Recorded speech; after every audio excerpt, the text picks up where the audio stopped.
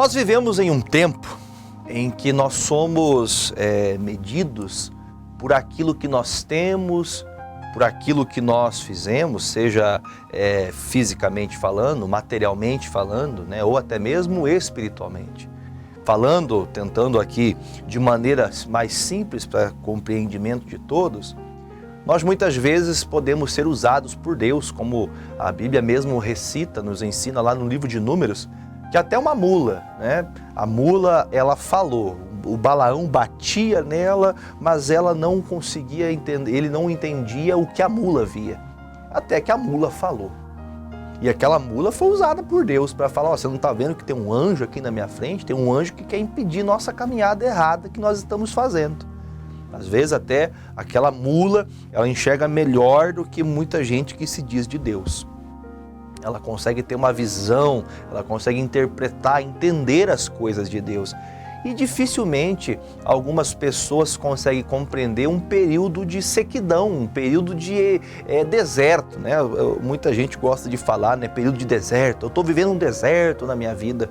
Eu gosto de falar para as pessoas que todos precisam passar por desertos, todos. Nós não podemos passar pelo deserto existencial. O que é o deserto existencial? Que você começa a se condenar, que você começa a achar a pior pessoa do mundo, que para você não tem jeito e aí por fora vai. Mas todos passamos por desertos, passamos por tempos difíceis. E é muito bom quando você está em período de alta, que tudo que você faz dá certo, tudo que você coloca a mão prospera, né? Você tem prosperado. Você tem saúde, você faz baterias de exames e você chega lá, o médico fala, puxa, sua saúde é de ferro, você fica feliz, você fica motivado, você fica para frente. É muito bom quando todas as coisas estão indo de vento em polpa, que o vento ajuda o teu barco a ir para frente. Mas existem momentos que, aos nossos olhos, aparentemente, nós começamos a cair. E aí onde mora um grande problema, porque quando a gente começa a olhar para nós mesmos, para o ser humano, quando você acha que tudo que você conquistou foi por tua própria mão, você conseguiu sozinho, sem Deus estar à frente, na hora que você tiver uma queda, na hora que você tiver uma dificuldade, você vai se abater e vai até muitas vezes ficar contra Deus. Eu digo isso tudo porque em Atos dos Apóstolos, capítulo 8, a igreja estava dando início, a igreja estava começando, estava dando os seus primeiros pontapés iniciais, pessoas se convertendo. E Samaria, região onde sempre houve uma discórdia entre o povo judeu, sempre teve uma discórdia porque o reino do norte sempre estava contra o reino do sul. Eles não faziam aliança, eles não se falavam. Eles nem sequer trocavam palavras por causa da religiosidade. E chegou o momento que o evangelho chega em Samaria. Estevão, primeiro mártir, né, que morreu entregando a sua vida como um cristão sincero, verdadeiro pela palavra, entregou a vida dizendo, Senhor, não leve em consideração o pecado deles porque eles não sabem o que fazem. Aí vem Filipe. Filipe está em Samaria, está pregando a Cristo, porque a nossa pregação deve ser Cristo. Nossa pregação, como dito, nossa pregação deve ser cristocêntrica. Sempre Jesus tem que estar na pregação. O Evangelho tem que sempre estar nos ensinando, nos colocando na posição da qual o Evangelho nos coloca como servos, né? Os servos de Deus, os filhos de Deus. Nós somos aqueles que vivem a palavra. E hoje você tem a prerrogativa de ter o Espírito Santo, você tem direção de Deus, você tem contato direto com o Senhor.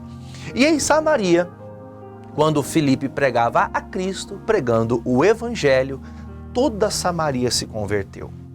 Pense você em toda uma cidade, pense esse pastor chamado Filipe. Ele começa a pregar nessa cidade de Samaria e as pregações que ele falava sobre Cristo. Entenda o que eu vou lhe falar. Ele nunca falou da sua vida própria, ele não falava da sua conversão, ele nem sequer dava testemunhos, que isso é viável, sim, e também é um ensinamento, também ajuda. Nós temos que mostrar os testemunhos, os milagres, é maravilhoso. Mas o Filipe, ele só abria a boca para falar de Cristo.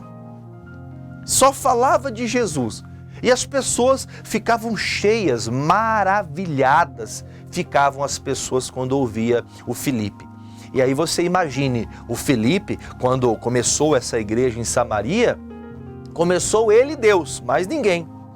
Quando ele olhou, ele percebeu que toda a cidade, todo o povo em Samaria estava aos pés de Jesus. Eu oro tanto para que aqui na cidade onde prego, onde essa mensagem chegar, aqui na sua cidade, no estado onde você está, no país que você está, oro a Deus para que essas pregações que aqui Deus permite eu fazer e quantos outros pastores o fazem, que faça que toda a cidade se converta aos pés de Jesus. Para que não seja só uma frase na entrada da cidade, Jesus Cristo é o Senhor de tal cidade, mas que seja o Senhor dos corações, nas atitudes, na vida, na forma de agir. E o Filipe, por sua vez, ele faz um trabalho excepcional. Olhando humanamente falando, o Filipe estava muito bem, estava passando a melhor fase da sua vida. O que um pastor quer fazer é pregar o evangelho e as pessoas se converterem, as pessoas mudarem o seu caráter, a sua vida, suas atitudes, né? É o que o pastor quer ver dentro de uma igreja. E o Filipe teve essa alegria de ver a maior igreja nesse momento, é a igreja de Samaria. Porque todos se converteram, né? A Bíblia está dizendo claramente, se você voltar em Atos 8, capítulo 8, versículo 4 e 5, você vai ver que todos se renderam aos pés de Jesus. E quando a igreja estava no maior ápice, quando a igreja estava crescendo cada dia mais, o povo sendo batizado, pessoas sendo cheias do Espírito Santo, chega um momento que Deus chama ele, em Atos 8, 26, e fala isso aqui, ó. E o anjo do Senhor falou a Filipe, dizendo: levanta-te e vai para a banda do sul, ao caminho que desce de Jerusalém para Gaza, que está deserto. O Filipe, ele é convidado, porque entenda, o Senhor fala através do anjo, falando: Filipe, você tem que ir lá na Gaza, você vai ter que ir lá em Jerusalém, você vai ter que sair daqui de Samaria, tua igreja está indo muito bem, só que eu estou transferindo você para a igreja que está deserta, lá não tem nada. Imagine você bem-sucedido, crescendo, melhorando. Deus fala: olha, você vai agora para o deserto. Você vai para um lugar que não tem nada. Ninguém lá não tem ninguém convertido e não tem nem pessoa, não tem nem povo para você pregar. No deserto só tem areia. Ele escuta essas palavras e a primeira coisa que ele faz é assim, preste atenção. Já viram falar você já deve ter assistido o Chaves, aquele seriado? Tudo eu, tudo eu. Quanta gente poderia falar isso? Mas porque eu mando o outro, mando o Pedro, mando o João, mando o Joaquim, olha o trabalho que eu fiz aqui. Quem faz a obra é Deus. Deixa eu falar com você que já fez parte de trabalhos na igreja, você já foi um obreiro, um diácono, você foi aqueles chamados líderes de células, né? Líderes de casais, líderes de todos os tipos de ministérios, né? De jovens, de obreiros, de mulheres, de homens, líderes, enfim, lideranças que são constituídas na igreja para trabalhar, para que seja um trabalho unânime, que todos ali buscando a Cristo. Veja que quantas pessoas estão tristes hoje porque outra pessoa tomou meu lugar, porque eu fui colocado aqui no deserto. Por que Deus me colocou no deserto? Veja quantas pessoas, pastores, que já não pastoreiam mais, porque a Bíblia fala que o dom dado por Deus é irrevogável, não volta atrás. Aquele que lança a mão no arado não pode olhar para trás. Você deixou de congregar, o principal, você deixou de trabalhar na obra de Deus, você deixou do teu esforço, o teu amor pelas coisas de Deus, você foi se afastando, agora nem para a igreja você vai mais. E quando vai para criticar, isso que é pior ainda. Porque o coração do Filipe tinha toda a prerrogativa de falar: quer saber de uma coisa? Eu não vou para o deserto, coisa nenhuma, eu vou ficar aqui, porque aqui eu ganhei esse povo, foi eu que fiz isso. Nunca foi o Filipe. O Filipe só foi o instrumento de Deus. E eu acho tão lindo ver quando alguém serve a Deus, Porque a pessoa que serve a Deus, ela não procura uma posição, ela não procura um status. Porque o versículo 27 já diz assim, ó, e levantou-se e foi. Sabe o que significa isso? Que o Filipe não era o homem que queria a glória para ele. Só que pense, por exemplo, humanamente falando, ele poderia estar caminhando em direção ao local onde Deus o mandou e pensando, puxa vida, eu estava pastoreando aqui, olha o trabalho que eu fiz, depois de tudo que eu fiz, agora mandam o Pedro para cá, o João vem faceiro, vem aqui, encontra uma igrejona dessa, cheia de povo, aí fica fácil. Mas o trabalho, sempre quem faz o trabalho para as conversões, para as transformações, quem muda os corações não é um pregador, não é um pastor, é Jesus. O Espírito Santo se encarrega de fazer que os corações se quebrantem. Mas o Filipe, ele é o exemplo claro de alguém que realmente é servo de Deus em qualquer lugar, até debaixo d'água. Porque você vê ele falando, e levantou-se e foi. E eis que um etíope, eunuco, mordomo de Cândace, rainha dos etíopes, o qual era superintendente de todos os seus tesouros e tinha ido a Jerusalém para adoração. Regressava e assentado no seu carro lia o profeta Isaías. E disse o Espírito Santo a Filipe, chega-te e ajunta-te este carro. E correndo Filipe ouviu que lia o profeta Isaías e disse, entende tu o que lês? E ele disse, como poderei entender se alguém não me ensinar? E rogou Filipe que subisse e com ele se assentasse. Deixa eu falar uma coisa para você. A Bíblia diz que uma alma vale mais do que todo mundo. O mundo inteiro, as regalias, a prosperidade, carro, casa, terra, dinheiro, nada disso tem tamanho valor do que uma alma representa para Deus. Uma alma representa muito para Jesus. E o Senhor enviou Filipe para neste deserto, ele se propõe no seu coração, ele coloca isso no seu coração, em obedecer a palavra de Deus. E ele vai. E nesse caminho ele encontra esse homem eunuco, etíope, sozinho, numa carruagem, do nada, aleatoriamente, aparece esse homem, lendo a Bíblia, lendo os pergaminhos onde estava escrito o livro de Isaías. E ele pergunta, e o Espírito Santo fala, vai até aquela carruagem, fale com aquele homem. O Filipe era um homem de Deus. Ele não se importava com o reconhecimento. Ele se importava em estar obedecendo à vontade de Deus. E ele então deixa de pregar para uma congregação de milhares de pessoas para pregar para uma única pessoa num deserto, sozinho. Ele, Deus e agora é aquele eunuco e aquela carruagem. Por sua vez, eles sobem na carruagem para começar a pregar para o Filipe. Olha, para pregar para o eunuco.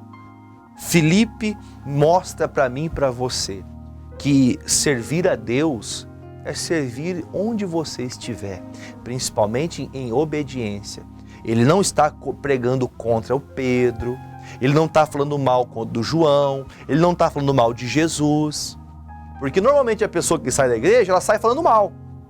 E se você é essa pessoa, você não sabe que além de você fazer mal para você, você está escandalizando outras pessoas. Você não quer ficar lá? É direito seu. Mas não fale mal, não critique. Porque tem tanta gente precisando de Jesus, fale de Jesus, porque o Filipe, a única coisa que sai da boca dele era Cristo. Aí ele diz assim, eu tenho que terminar, parei no versículo 32, lá no versículo 32 diz assim, e o lugar da escritura que lia era este, foi levado como ovelha para o matadouro, e como está mudo o cordeiro diante do que o tosquia, assim não abriu a sua boca. Na sua humilhação foi tirado o seu julgamento, e quem contará a sua geração? Porque a sua vida é tirada da terra. E respondeu o eunuco a Filipe, disse, rogo-te, de quem diz isto o profeta? De si mesmo ou de algum outro? Ele não estava entendendo o que estava lendo. Então Filipe, abrindo a boca e começando vendo nessa escritura, lhe anunciou a Jesus. E indo eles caminhando, chegaram ao pé de alguma água e disse o eunuco: eis aqui a água, o que impede que eu seja batizado? Só para você entender, até esse versículo 36, o Filipe já pregou a vinda de Cristo, o que os profetas falou, quando Jesus nasceu, falou da vida e os milagres de Jesus, falou do Evangelho, falou do perdão, falou do novo nascimento, que é o batismo.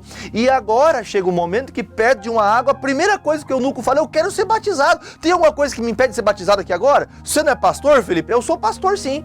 Então ele fala, versículo 38, e mandou parar o carro e desceram ambos a água, tanto Filipe como o eunuco, e o batizou.